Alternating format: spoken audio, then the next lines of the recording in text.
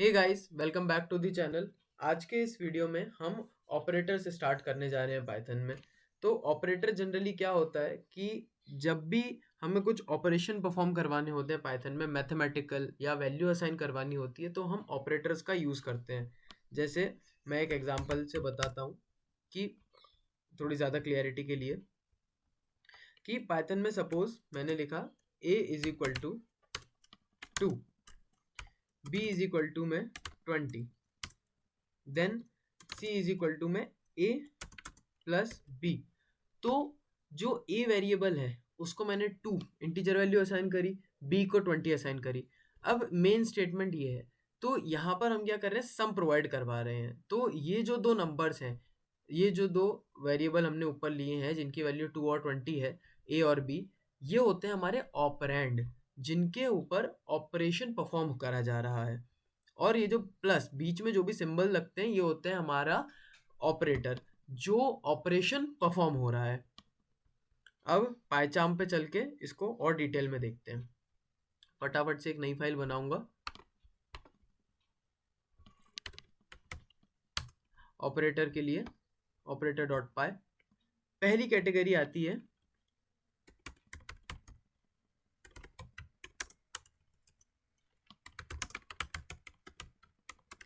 Arithmetic operator. अब arithmetic operator में जो भी हमारे नंबर्स हैं, जैसे मैंने इसमें लिखा सपोज प्रिंट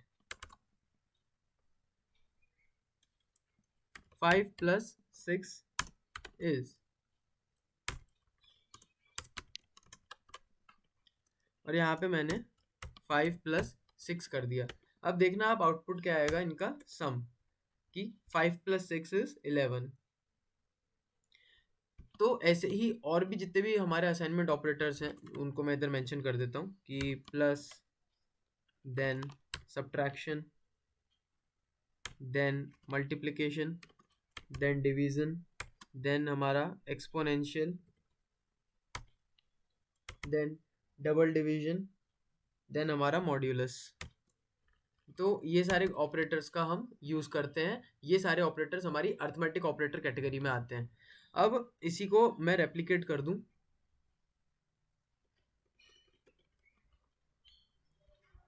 तो इसमें minus, multiply, divide, exponential, double divide and modulus. तो सबका मुझे आउटपुट देखने को मिल जाएगा। 5 और 6 में मैं सम करूंगा तो 11 आएगा। देन यहाँ पर भी चेंज करना पड़ेगा, 5 minus 6, then multiplication, divide, exponential, double divide and percentage. Now it's good. 5 plus 6 11, 5 minus 6 minus 1, 5 6 है 30, 5 को 6 से डिवाइड करेंगे तो 0.8 up to 3, then exponential 15625, then divide करेंगे, डबल डिवाइड। डबल डिवाइड का मतलब क्या हुआ, जो भी हमारी इंटीजर वैल्यू आएगी उसको ये रिटर्न करके दे देगा, और हमारा मॉड्यूलस जो रिमाइंडर आएगा उसको रिटर्न करके देगा। तो 5 को 6 से डिवाइड करके उसका रिमाइंडर आया 5। तो ये हमारे हुए अर्थमेटिक ऑपरेटर्स, फर्स्ट कैटेगरी है। I hope you get that.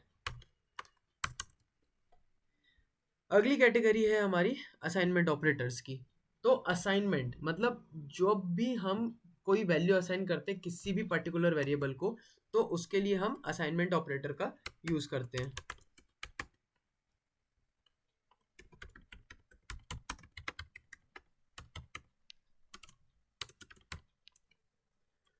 तो ऊपर जो भी हमने वैल्यूज यूज करी थी, जैसे एक मैं बेसिक एग्जांपल बताता हूँ। सपोज मैंने एक एक्स वेरिएबल लिया, उसको मैंने 5 वैल्यू असाइन करी। अब मैं चाहता हूँ कि इसमें कुछ मैं ऐड करूँ वैल्यू को। तो उसके लिए मेरे को क्या करना पड़ेगा, मुझे एक वेरिएबल लेना पड़ेगा, देन उसमें मुझे 7 लिख के एक और वेरिएबल लेना पड़ेगा, उसमें मेरे को x प्लस वाई करके प्रिंट करवानी पड़ेगी z की वैल्यू, तब मुझे ये आउटपुट देखने को मिलेगा। तो ये थोड़ा सा लंबा प्रोसीजर हो जाता है कि मैं 2 वैल्यूज़ लिखूँ, 2 स्टेटमेंट एक्स्ट्रा लिखूँ। अब इसी को शॉर्ट करने के लिए आए हैं असाइनमेंट ऑपरेटर कैटेगरी में। तो अब x की वैल्यू 5 है, अब मुझे उसमें वैल्यू को और ऐड ऑन करना है। तो उसके लिए मैं क्या करूँगा, x प्लस इक्वल टू 7, मतलब कि जो x नाम का वेरिएबल है उसमें प्लस कर दो जो भी इक्वल टू में गिवन है। x नाम के वेरिएबल में मतलब जिसकी वैल्यू 5 है, 5 में ऐड कर दो क्या, 7। तो 5 प्लस 7 मुझे 12 देखने को मिला। इसी तरीके से मैं फर्दर और ऑपरेशंस इसमें परफॉर्म कर सकता हूँ, जैसे समेशन का, then subtraction, multiplication, division, modulus, then हमारा पावर के लिए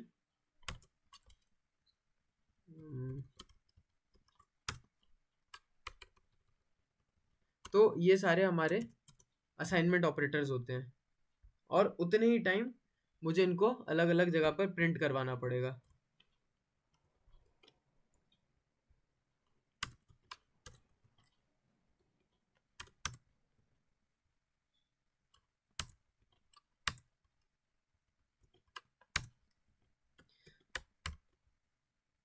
trace back error, unsupportable operator, okay, root value, mistakes हो जाती हैं कभी कभार, ओके।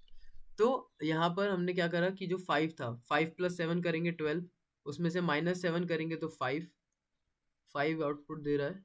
देन उसमें हम और ऐड ऑन करेंगे वैल्यूज, मल्टीप्लिकेशन करेंगे तो 35, देन डिवाइड करेंगे 7 से तो 5.0, और मॉड्यूलस निकालेंगे तो भी 5.0। तो मॉड्यूलस में बेसिकली जो भी रिमाइंडर बचता है उसको ही ये वैल्यू रिटर्न में दे देता है, जो हम डिवाइड करेंगे उसमें भी रिमाइंडर 5.0 ही बचेगा।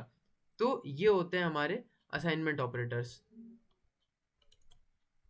अगली हमारी कैटेगरी आती है कंपैरिजन ऑपरेटर की, मतलब जब हमको दो वैल्यूज को कंपेयर करके देखना होता है तब हम कंपैरिजन ऑपरेटर्स का यूज करते हैं।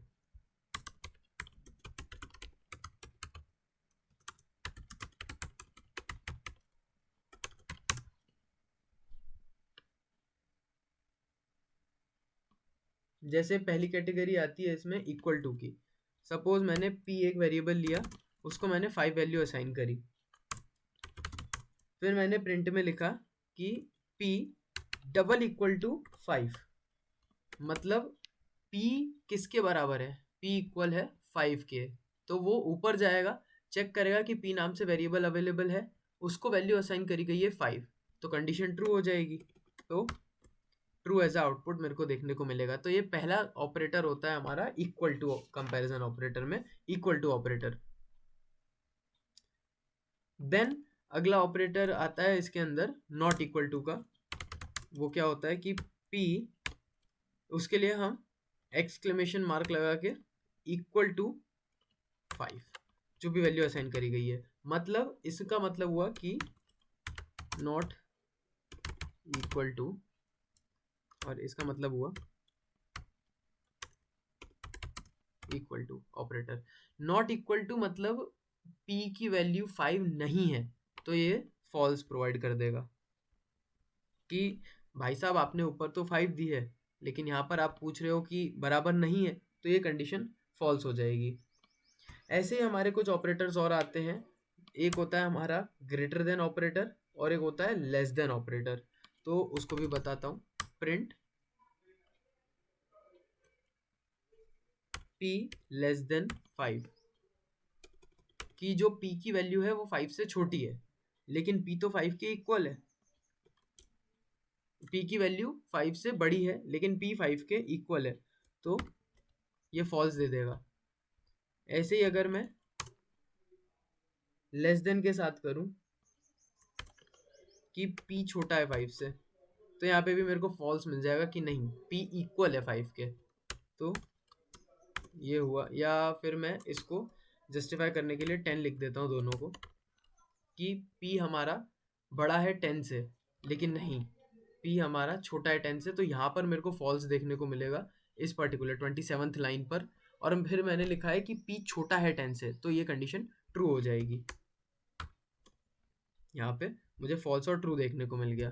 तो ये हमारे होते हैं ग्रेटर, और ये होता है हमारा लेस देन। ऐसे ही हमारा इसके अंदर और कैटेगरी आती है लेस देन और ग्रेटर देन। जैसे हमें वहां पर एरर शो हो रहा था कि फॉल्स, अब अगर मैं यहाँ पर 5 लिख दूं दोबारा कि p हमारा छोटा है 5 से, तो कंडीशन फॉल्स हो जाएगी। अब यहीं पर अगर मैं लेस देन इक्वल टू लिख दूं तो वही कंडीशन ट्रू हो गई कि आप लेस देन तो कह रहे हो बट वो आगे क्या है, इक्वल टू 5, मतलब p की जो वैल्यू है वो 5 के बराबर है, तो यहाँ पर कंडीशन ट्रू हो गई। ऐसे ही same goes with the less than, यहाँ पे भी कंडीशन ट्रू हो जाएगी। तो इसको हम बोलते हैं लेस देन इक्वल टू, और इसको हम बोलते हैं greater than equal to operator. अगली कैटेगरी आती है हमारी लॉजिकल ऑपरेटर्स की, मतलब दो वेरिएबल्स के बीच में लॉजिक को जस्टिफाई करते हैं, उसमें हम लॉजिकल ऑपरेटर का यूज करते हैं। तो लॉजिकल ऑपरेटर की कैटेगरी बहुत सिंपल है। एक कैटेगरी होती है हमारी लॉजिकल एंड ऑपरेटर।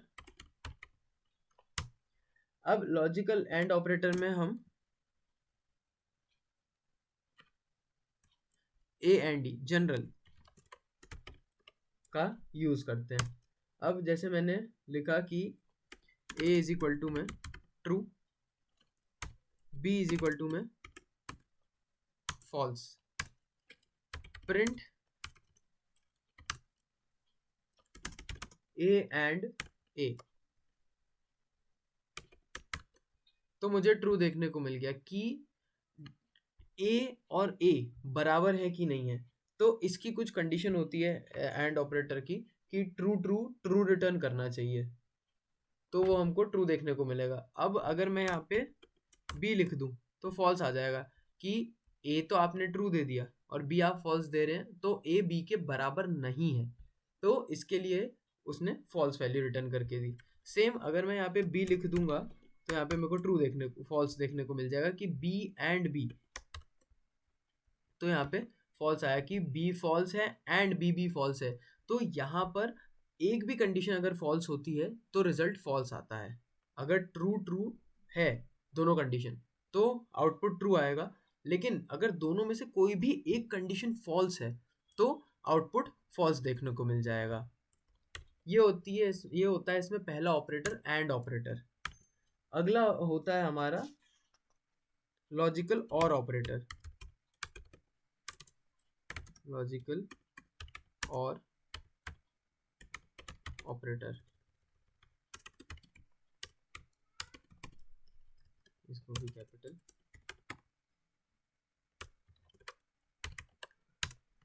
तो अब इसमें देखते हैं, अगर इसमें भी मैं यही सेम एग्जांपल लूं,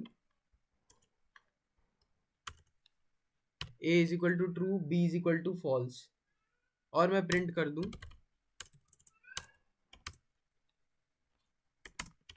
ए और बी, तो आउटपुट ट्रू देखने को मिलेगा कि अगर एक कंडीशन ट्रू है और एक कंडीशन फॉल्स है तो आउटपुट ट्रू आता है, मतलब कि ट्रू रिटर्न करेगा अगर कोई भी एक कंडीशन ट्रू हो गई।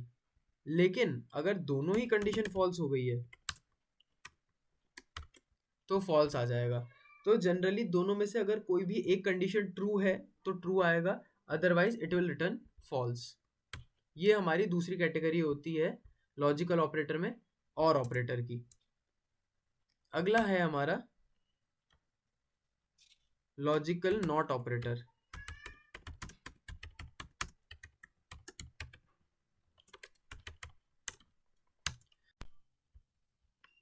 तो लॉजिकल नॉट ऑपरेटर का एग्जांपल देख रहे थे। सपोज मैंने x में कोई नंबर लेते हैं इस बार 100 और y में 200, और मैं इसको प्रिंट करवाता हूँ, प्रिंट नॉट स्पेस में x, तो ये चीज़ मुझे फॉल्स रिटर्न करेगी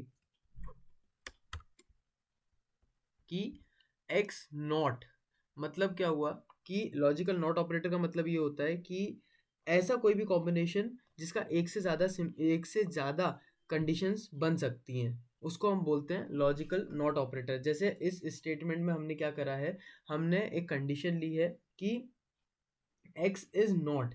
सो जब हम नॉट का यूज कर रहे हैं इसमें,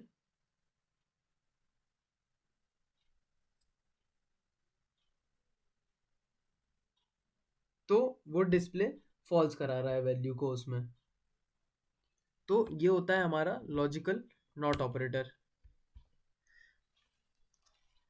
अगली कैटेगरी आती है हमारी मेंबरशिप ऑपरेटर की। तो मेंबरशिप ऑपरेटर क्या होता है,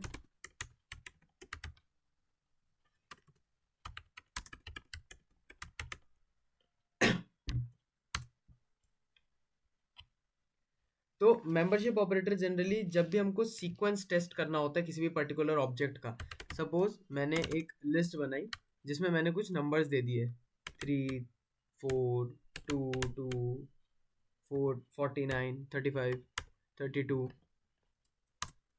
और फिर मैंने करा कि प्रिंट 35 इन लिस्ट, कि मेरे को चेक करके बताओ कि 35 लिस्ट में है कि नहीं है, कि लिस्ट नाम के वेरिएबल में ऊपर 35 है कि नहीं है। अब मैं इसको प्रिंट करूंगा तो ट्रू आ जाएगा कि 35 प्रेजेंट है। तो मेंबरशिप ऑपरेटर के दो ऑपरेटर्स होते हैं, एक होता है इन और एक होता है नॉट इन, कि या तो वो अवेलेबल होगा या तो वो अवेलेबल नहीं होगा। इसी एग्जाम्पल को नॉट इन से देखते हैं कि 35 नॉट इन लिस्ट, कि 35 लिस्ट में नहीं है, तो ये फॉल्स दे देगा। ऐसे ही एक एग्जांपल और लेते हैं कि प्रिंट 4 इन लिस्ट, और रन करेंगे इसको तो, या 2 इन लिस्ट, तो रन करेंगे तो ट्रू आ जाएगा। ऐसे ही प्रिंट 4 नॉट इन लिस्ट, तो फॉल्स आ जाएगा कि नहीं, कंडीशन फॉल्स है, 4 अवेलेबल है लिस्ट में। तो ये होते हैं हमारे मेंबरशिप ऑपरेटर जिसमें हम दो ऑपरेटर्स का यूज करते हैं, इन एंड नॉट इन। अगली हमारी कैटेगरी आती है आइडेंटिटी ऑपरेटर्स की।